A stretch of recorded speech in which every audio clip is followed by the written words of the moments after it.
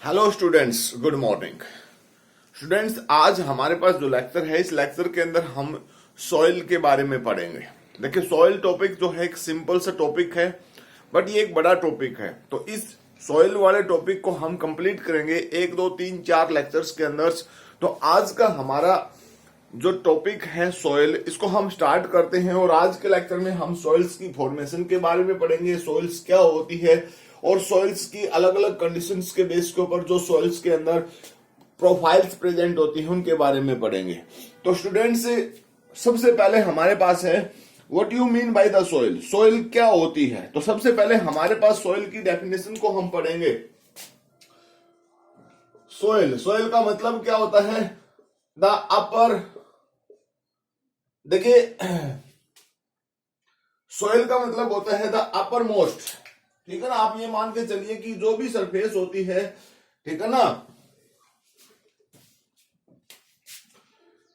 The upper most layer of earth crust, the upper most layer of the soil crust, ठीक है। अर्थ के अंदर जो अर्थ मीन्स जो हमारी अर्थ है, उस अर्थ की सबसे ऊपर वाली जो लेयर है, मतलब the upper most layer of the earth crust, ठीक है, which help in growth and development of plants, ठीक है ना। प्लांट्स, आप देखिए यहां पर मैंने बहुत कुछ लिख दिया है। अर्थ क्रस्ट की जो अपर मोस्ट लेयर होती है, जो प्लांट्स की सपोर्ट करती है, प्लांट को सपोर्ट प्रोवाइड करती है, हेल्प प्रोवाइड करती है ग्रोथ के लिए और डेवलपमेंट के लिए। हालांकि इसके अंदर डेफिनेशन को चेंज कर सकते हैं। The upper most layer of the soil या upper most layer of the earth crust which consist of the different type of the organic matters which matters help into to support the growth of plants, growth and development of plants। इसी definition के case में हम ये बोल सकते हैं the upper most layer of earth crust, you know, crust जो है अपर मोस्ट लेयर है अर्थ crust, which contains organic matter help in sport in growth and development, ठीक है, help in growth and development of plants. You know, plants मतलब tree, और आप simply भाषा में बोल सकते हैं कल्टीवेटेड यानी क्रॉप्स, ठीक है ना। क्रॉप्स की बात कर सकते हैं। तो अर्थ की जो सबसे टॉप मोस्ट लेयर होती है, ठीक है ना, अर्थ की जो सबसे टॉप मोस्ट लेयर होती है वही टॉप मोस्ट लेयर जिसको हम अपर लेयर के नाम से बोलते हैं, which help into two support of the plants. और उस सपोर्ट के लिए उसको जिस भी कंटेंट्स की जरूरत होती है, ऑर्गेनिक मटेरियल की जरूरत होती है, वाटर की जरूरत होती है, न्यूट्रिएंट्स की जरूरत होती है, वो सभी उस अर्थ के अंदर यानी टॉप मोस्ट लेयर के अंदर प्रेजेंट होते हैं। उसी लेयर को हम किसके नाम से बोलते हैं? सॉइल्स के बारे में बोलते हैं। अब ये जो लेयर हो सकती है ये कुछ मिलीमीटर से, यानी it's start from the few having thickness, मैं लिख देता हूं, having thickness is having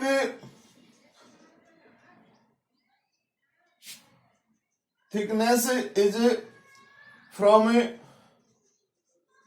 few centimeter to, ठीक है ना, few centimeter to few meter, ठीक है। और आप ये मान के चलिए सेंटीमीटर टू 3 to 4 मीटर्स, ठीक है। आप ये मान के चलिए few centimeter to the, यहां से few centimetre to the few metre या 3 to 4 मीटर तक की उसकी थिकनेस प्रेजेंट होती है, मतलब सॉइल की डेप्थ प्रेजेंट होती है। ठीक है, तो हमारे पास ये तो है सोइल की डेफिनेशन। अब इस सोइल की डेफिनेशन में सारे के सारे न्यूट्रिएंट्स प्रेजेंट हैं, जो भी ऑर्गेनिक मटेरियल्स की रिक्वायरमेंट है, वाटर का कंटेंट प्रॉपर अमाउंट में प्रेजेंट है, जो एक तरीके से प्लांट्स की लाइफ को सपोर्ट करती है, उसकी ग्रोथ और डेवलपमेंट के लिए सपोर्टेबल्स है ना। उसके बाद हमारे पास है फॉर्मेशन ऑफ सॉइल्स, ठीक है। नेक्स्ट हमारे पास क्या है, फॉर्मेशन ऑफ सॉइल्स है। सॉइल्स की फॉर्मेशन कैसे होती है, किस तरीके से होती है सॉइल।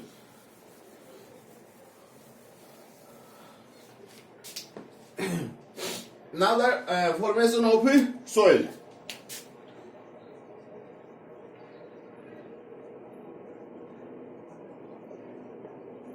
सोयल की फॉर्मेशन कैसे होती है भाई? देखिए सोयल जो है उसके लिए अब सिंपली अगर हमें प्रोसेस की बात करते हैं कि सोयल का जो फॉर्मेशन है वो कैसे हो सकती है। Generally the formation of soils based on two types, ठीक है ना। It is generally based on two type. It is generally based on two types, ठीक है, two types. Number one condition क्या है, एक को तो हम बोलते हैं वेदरिंग, एक टाइप को हम क्या बोलते हैं, वेदरिंग बोलते हैं, वेदरिंग। और सेकंड टाइप को हम किसके नाम से बोलते हैं, second is called the paedogenesis, ठीक है। सेकंड क्या हमारे पास है, पेडोजेनेसिस। ये दो टाइप है, weathering and pedogenesis. Both conditions are responsible for the formation of soil. Soil की फॉर्मेशन के लिए दोनों ही प्रोसेस एप्लीकेबल हैं। अब सबसे पहले वेदरिंग का मतलब क्या होता है बेटा, ठीक है। वेदरिंग का मतलब क्या होता है कि लार्ज पार्टिकल्स जो है रॉक्स के, देखिए मैं लिख देता हूं, फिजिकल वेदरिंग का मतलब वेदरिंग का मतलब क्या होता है, a process in which break down, ठीक है ना। इसके अंदर क्या होता है, ब्रेक डाउन होता है, break down of rock particles, ठीक है ना, by different way, by different ways. इसके लिए प्रोसेस हमारे पास क्या है, फिजिकल वेदरिंग का मतलब वेदरिंग का मतलब क्या है, एक ऐसा प्रोसेस है जिसके बेस के ऊपर जो स्टोन्स है, जो रॉक है, उन रॉक्स की ब्रेक डाउन होती है, और रॉक्स की ब्रेक डाउन के बेस के ऊपर जो स्मॉल पार्टिकल्स बनते हैं, यानी लार्ज पार्टिकल्स से सिंपल फॉर्म में स्मॉल पार्टिकल्स में वो ब्रेक डाउन हो जाते हैं। ऐसे प्रोसेस को हमें एक तरीके से वेदरिंग के नाम से बोलते हैं। और यहां पर जो हमारे पास है कि वेदरिंग से अकर डिफरेंट वे, वेदरिंग जो है, weathering are three types,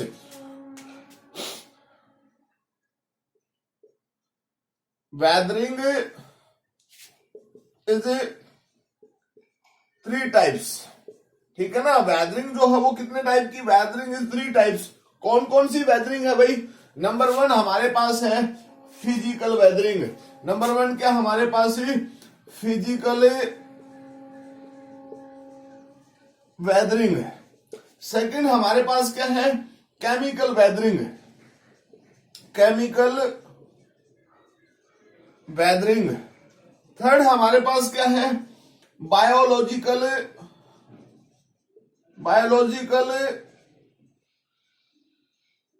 weathering. अब देखिए बेटा, सबके केस में क्या करना है, पहाड़ों को मतलब चट्टानों को, जेनेसिस को ब्रेक डाउन कर देना है, तोड़ देना है, ठीक है ना। अब ऐसे में हमारे पास कौन सी कंडीशन होगी, हम एक एक को पढ़ाते हैं, ठीक है ना, एक एक को डिटेल में करते हैं। सबसे पहले फिजिकल वेदरिंग की बात करते हैं हम।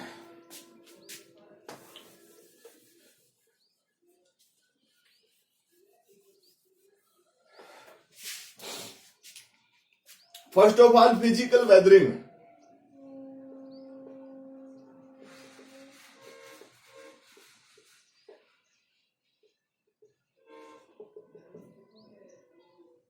सबसे पहले हमारे पास क्या है, फिजिकल वेदरिंग। अब फिजिकल वेदरिंग का मतलब क्या होता है, इसका मतलब होता है various climatic factor are responsible for, हमारे पास यहां पर क्या है, कि जो अलग अलग टाइप के फिजिकल फैक्टर्स हैं, फिजिकल फैक्टर का मतलब जिसमें हम क्लाइमेटिक फैक्टर की बात कर रहे हैं, ठीक है, various climatic factors are responsible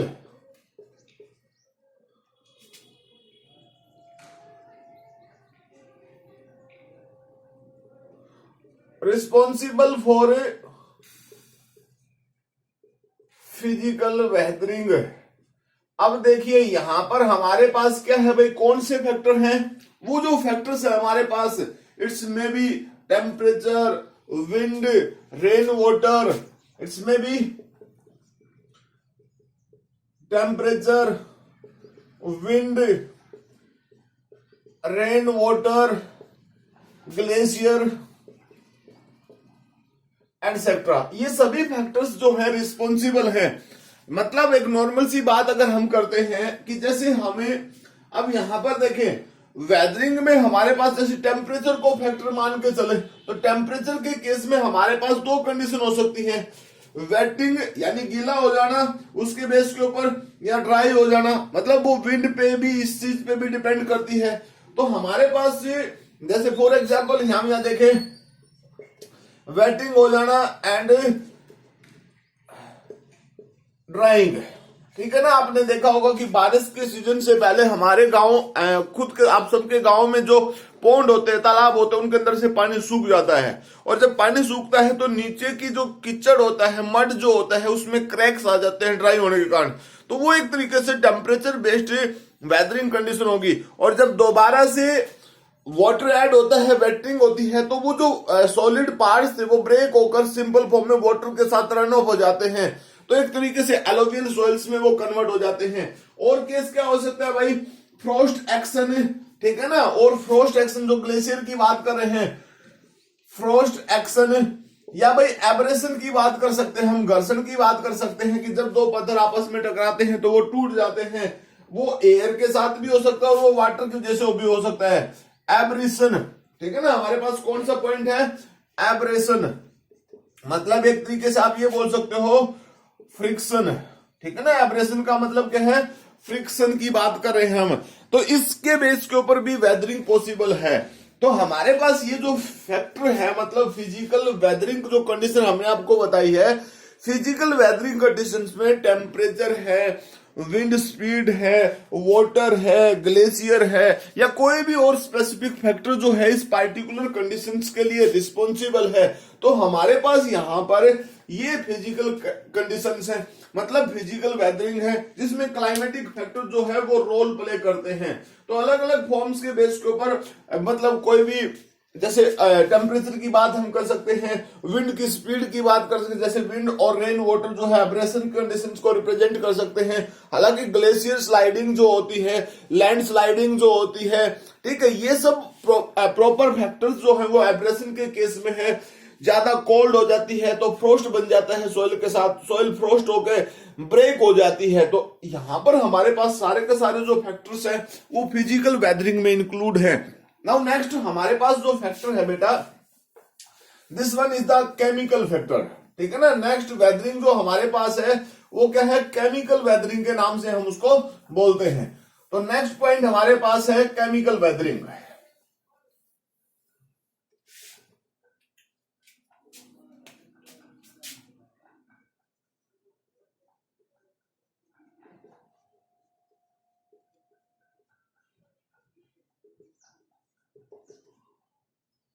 next हमारे पास क्या है, chemical weathering. You know chemical weathering का मतलब क्या हो सकता है, केमिकल का मतलब कि किसी केमिकल को ऐड कर दे उसके बेस के ऊपर वेदरिंग नहीं, लेकिन कुछ ऐसे केमिकल प्रोसेस होते हैं, ठीक है ना।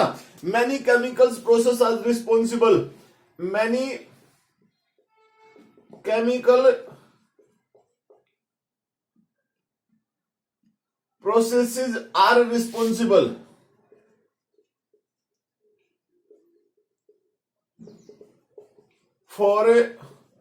For chemical weathering.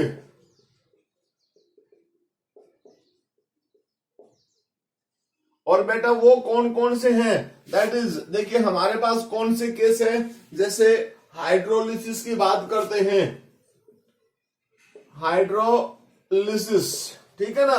जैसे हम बात करें हाइड्रेशन की बात करते हैं, ठीक है ना,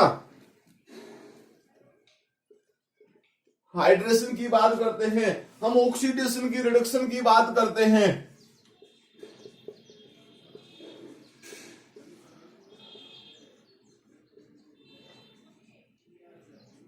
ऑक्सीडेशन रिडक्शन की बात करते हैं। तो ये अलग अलग फैक्टर होते हैं, ठीक है ना, ये अलग अलग फैक्टर्स हैं। और ये जो फैक्टर्स हैं कैसे रिस्पॉन्सिबल हैं भाई वेदरिंग के लिए। जैसे हाइड्रोलिसिस की बात की बेटा, यहां पर क्या है, ब्रेक डाउन ऑफ वाटर, ठीक है ना। हाइड्रोलिसिस का मतलब होता है ब्रेक डाउन ऑफ वाटर्स। अब ब्रेक डाउन ऑफ वाटर कैसे रिस्पॉन्सिबल है भाई, सोइल के अंदर, देखिए सोइल के अंदर वाटर प्रेजेंट है, मतलब रॉक पार्टी के अंदर जो ह्यूमिडिटी प्रेजेंट है वो वाटर की फॉर्म्स में प्रेजेंट है। अब जब वाटर का ब्रेक डाउन होगा तो हाइड्रोजन अलग, ऑक्सीजन अलग सेपरेट हो जाएंगी, तो उसके बेस के ऊपर जो भी कंडीशन जनरेट होती है वो कंडीशंस जो है वो वेदरिंग के लिए रिस्पॉन्सिबल हो जाती है। हाइड्रेशन का मतलब क्या है, एडिशन ऑफ वाटर, तो ये क्या करता है, एडिशन ऑफ वाटर, जो वेटिंग कंडीशन है, हाइड्रेशन के बेस के ऊपर एडिशन ऑफ वाटर समझ लीजिए, या हाइड्रोजन ऐड के बेस के ऊपर समझ लीजिए, जो एनवायरमेंट की ऑक्सीजन तो वाटर किसका, हाइड्रोजन के साथ कंबाइन करके सॉइल के अंदर एक तरीके से वाटर का कंटेंट इंप्रूव कर देती है, बढ़ा देती है, उसके बेस के ऊपर आप समझ लीजिए softening of the rock particle समझ लीजिए इसको। Now the oxidation and reductions both the help in redox बोलते हैं, रिडॉक्स। तो ये जो केमिकल रिएक्शंस होती हैं, जो ये रिएक्शंस होती हैं, इन रिएक्शंस के बेस के ऊपर कुछ सब्सटेंस ऐड होता है, कुछ उसमें से डिलीट होता है। तो ये सारा का सारा प्रोसेस जो है, ठीक है ना, एडिशन और डिलीशन ऑफ द चार्जेस, जो डिफरेंट टाइप्स के पॉजिटिव और नेगेटिव एलिमेंट्स हैं, उन सब का एडिशन और रिडक्शन जो होता है उसके बेस के ऊपर वेदरिंग होती है। अब ये सारे के सारे प्रोसेस हमारे पास किस में इंक्लूड है, केमिकल वेदरिंग के केस में इंक्लूड हैं, मतलब जिसमें हम केमिकल्स का यूज करते हैं। तो ये केमिकल्स से एडिशन, जो केमिकल्स का एडिशन होता है, it is responsible for the weathering, ये रिस्पॉन्सिबल है वेदरिंग के लिए। उसके बाद नेक्स्ट स्टेप जो हमारे पास प्रेजेंट है, उसके अंदर हमारे पास है बायोलॉजिकल स्टेप है, ठीक है ना। नेक्स्ट स्टेप जो हमारे पास है बायोलॉजिकल स्टेप है।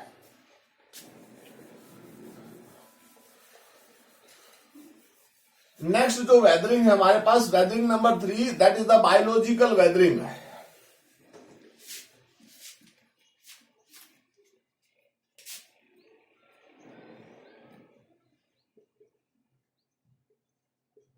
Biological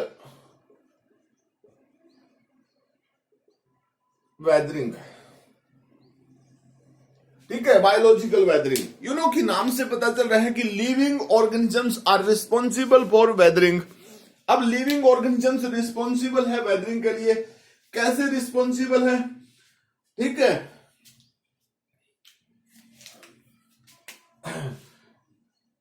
it is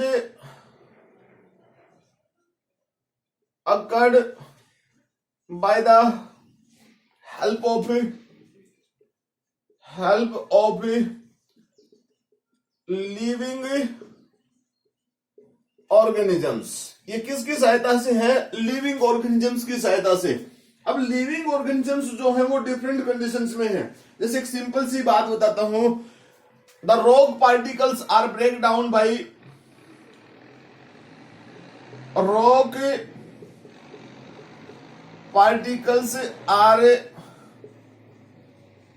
break down by, देखिए मेन तो है हमारे पास यहां फंजाई एंड लाइकन। ये जो लाइकन है ना, ये लाइकन जो वर्ड है बेटा, that are the initial factor of weathering, because it's because they secrete chemical, और मतलब स्ट्रॉन्ग एसिड्स, ठीक है ना। ये क्या करते हैं, स्ट्रॉन्ग एसिड सिक्रीट करते हैं। ये जो स्ट्रॉन्ग एसिड्स है ना, ये स्ट्रॉन्ग एसिड कोरेसिव एसिड्स है जो क्या करते हैं, जो रॉक पार्टिकल्स की सरफेस है उसको ब्रेक कर देते हैं। मतलब they break the surface of rock, they break the surface of rock, जिसकी वजह से रॉक जो है वो कोरेसिव कंडीशंस के बेस के ऊपर एक स्मॉल पार्टिकल्स में ब्रेक हो जाते हैं, और वो जो स्मॉल पार्टिकल्स हैं वही रिस्पॉन्सिबल है। इसके अलावा many actions of the different type of decomposers, action, ये सेकंड पॉइंट क्या है, action of different types of decomposers, ठीक है ना, जो अलग अलग कैटेगरी के डिकम्पोजर्स है उनका जो एक्शन होता है कोरेसिव नेचर, वो भी क्या करती है, it is also the responsible for the decomposition, मतलब फॉर्मेशन ऑफ सॉइल्स। इसके अलावा और फैक्टर क्या है, the roots of the higher plants, the roots of the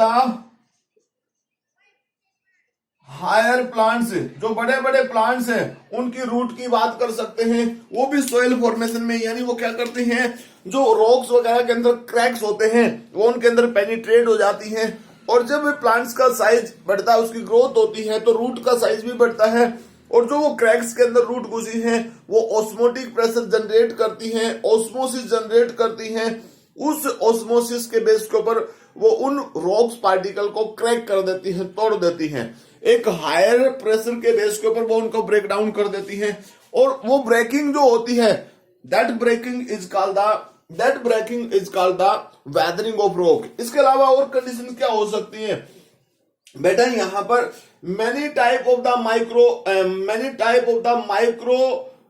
end macro, ठीक है, many type of the micro and macro factors, many types of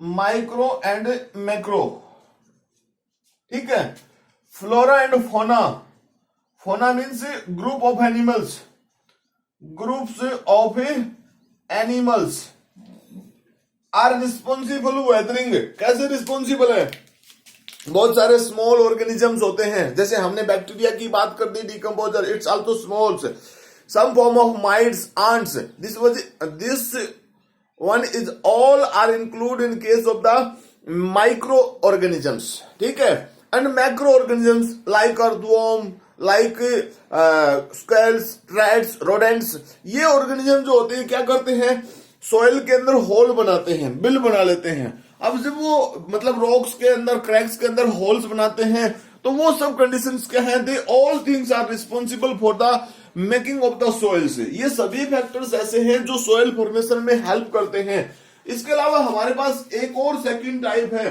ठीक है ना, जिसमें हमारे पास कौन सी कंडीशंस आती है, देखिए इसमें हमारे पास कौन सी कंडीशन आती है बेटा, breaking off rock particles, not breaking off the rock particles are not complete process of the soil formations. Another factor, second factor, pedogenesis, pedogenesis is also responsible, यानी अगर हमें सॉइल फॉर्मेशन के फैक्टर्स की बात कर रहे हैं तो हमने आपको दो कंडीशन बताई, पहली हमने वेदरिंग की बात की थी, सेकंड हमने पैडोजेनेसिस की बात की थी। अब ये पैडोजेनेसिस का जो प्रोसेस होता है, इस पैडोजेनेसिस में क्या किया जाता है भाई, वेदरिंग में तो हमने रॉक पार्टिकल्स को ब्रेक कर दिया, चाहे वो फिजिकल कंडीशन से क्या हो, चाहे वो केमिकल से क्या हो, चाहे वो बायोलॉजिकल से। हमने आपको बताया कि सोइल के अंदर तो न्यूट्रिशन भी होते हैं, तो पैडोजेनेसिस जो प्रोसेस होता है, पैडोजेनेसिस, इसका मेन मतलब यही होता है, ठीक है ना, पैडोजेनेसिस,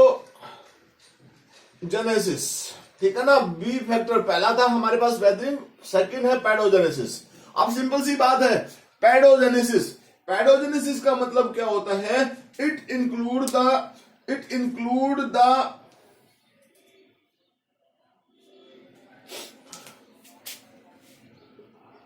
it include the process